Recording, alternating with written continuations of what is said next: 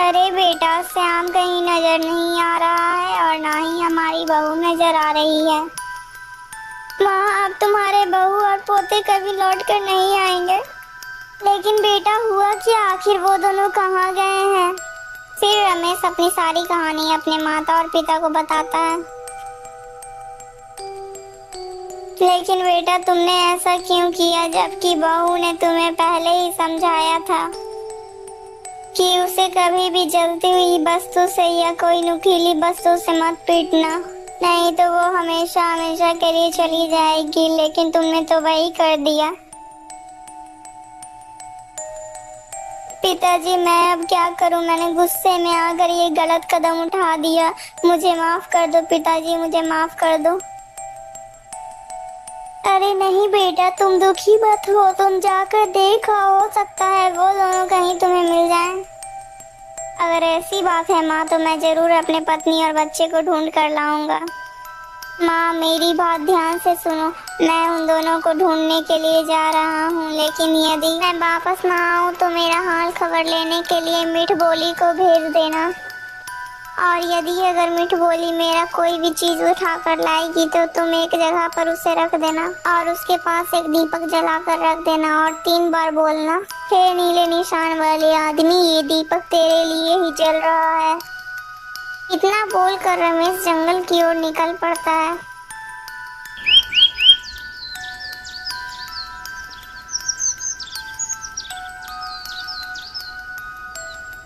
पता नहीं वो दोनों कहाँ चले गए हैं। हे भगवान, मुझे उन दोनों से मिला दो।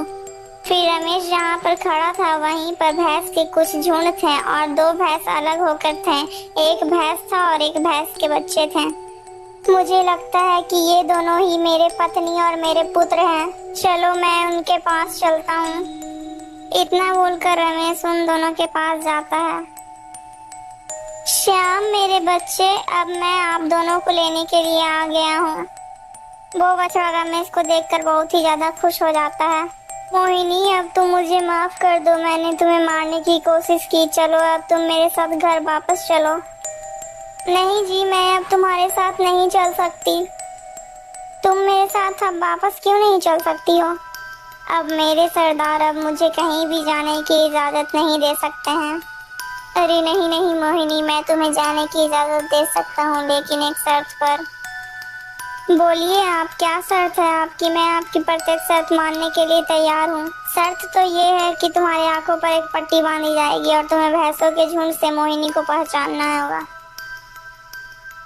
ये प्रक्रिया हम 3 बार करेंगे। यदि तुमने 3 बार अपनी पत्नी को पहचान लिया तो तुम हमेशा के लिए अपनी पत्नी और बच्चे को ले जा सकते हो। और अगर तुम नहीं पहचान पाए तो तुम्हें इन्हीं भैंसों के झुंड से तुम्हें कुचला दिया जाएगा। ठीक है, मुझे तुम्हारी शर्त मंजूर है। इतना सुनते ही भैंसों का सरदार वहाँ से दूर चला जाता है। अजी, जो मैं कह रही हूँ वो तुम ध्यान से सुनो। पहली बार जो तुम मुझे पहचानोगे तो मैं अपनी एक टांग उठा लूंगी, तब तुम समझ जाना कि वो मैं हूँ।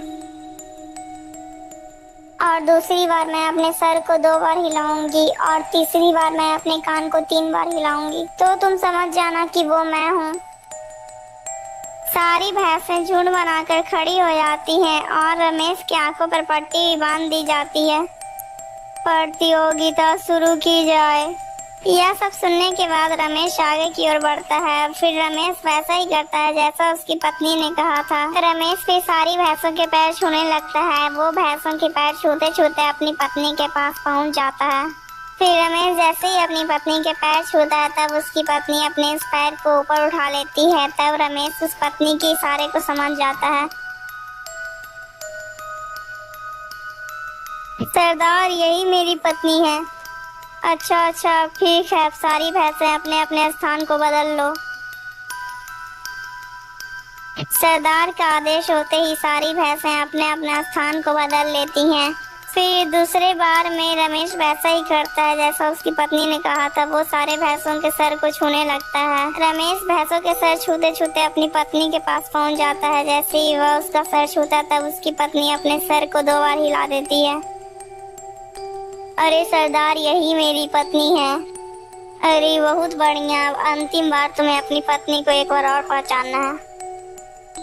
इस बार फिर से सारी भैंसें अपना अपना स्थान बदल लेती हैं और इस बार रमेश अपनी पत्नी को पहचानने के लिए सारी भैंसों के कान छूने लगता है। जब रमेश भैंसों को छू ही रहा था तभी एक मधुमक्खी वहां पर आती है और एक भैंस के कान पर बैठ जाती है और भैंस अपना कान हिला देता है। तब रमेश को लगता है कि वही उसकी पत्नी है। सरदार, यही मेरी पत्नी है। इस बार तुम्हारा जवाब एकदम गलत है। अरे आओ भैंसों के झुंड, इस दुष्ट को अपने पैरों के तले रौंद दो। सरदार का आदेश होते ही सारी भैंसें अपने पैरों से रमेश को रौंद के मार देती हैं और फिर सारी भैंसें वहां से चली जाती हैं।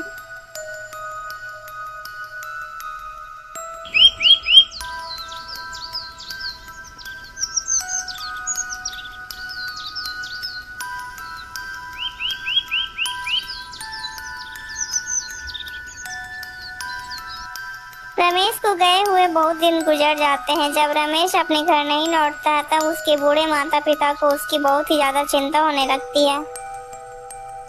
अरे रमेश की माँ, रमेश इतने दिनों से हमारे घर लौट कर नहीं आया है, कहीं रमेश कोई मुसीबत में तो नहीं फंस गया। अब हम लोग क्या करें?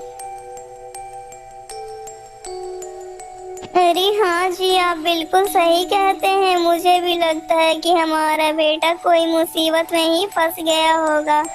अरे मीठ बोली, तुम जाओ और रमेश का पता लगा कर आओ और यदि रमेश की कोई भी वस्तु मिल जाए तो उसे हमारे पास ले आना। इतना सुनकर मीठ बोली चिड़िया वहां से निकल पड़ती है। मीठ बोली उड़ते उड़ते वहीं पर पहुंच जाती है जहां पर भैंसों के झुंड ने रमेश को मार दिया था।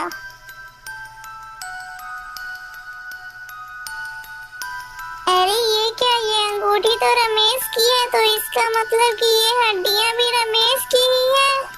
चलो मैं ऐसा करती हूँ कि ये अंगूठी और इसमें से एक हड्डी उठाकर लेकर चली जाती हूँ। इतना सोचकर मीठ बोली वहाँ पर से वो अंगूठी और एक हड्डी अपने चोंच में दबाती है और वो वहाँ से उड़ जाती है और वो जल्दी ही अपने घर वापस पहुँच जाती है।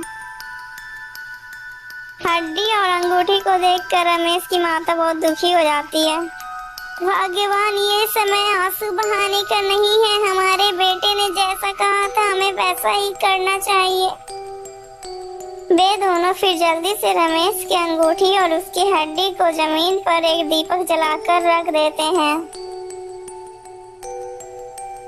ए नीले निशान वाले आदमी, यह दीपक तुम्हारे लिए ही जल रहा है।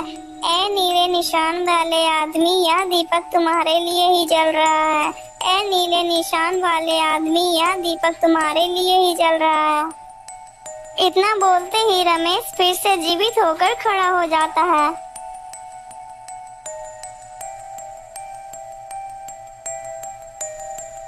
माँ, मुझे माफ कर दो माँ, मैं तुम्हारे बहू और पोते को घर वापस नहीं लेकर आ पाया। माँ, मुझे माफ कर दो माँ।